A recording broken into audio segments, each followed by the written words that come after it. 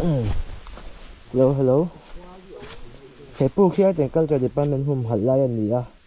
Ti chet le ti mai han khatlet ani. Song sili puk kan kaldon ni he. Sabi la mo ro dik. Slaya ko substation number 3 về rồi nó man lại còn Hen ni le. Ya ya ya.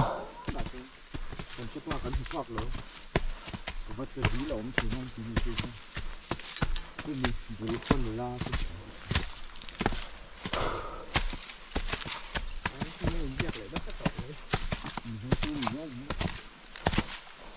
Ha.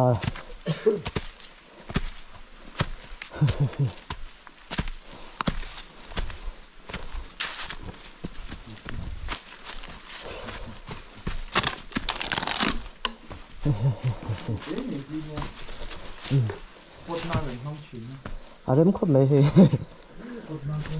bật thoại rượu mấy đòn nữa.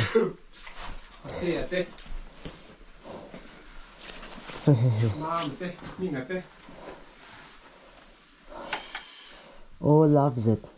He loves it. Thế mà你 xem ngô thế mà你 xem game na nó nuông đó先。Yeah. Con quỷ chặt lên gì đó先啦。cũng thấy có ngỏng tổ vậy sao? Giờ你不xem，不xem。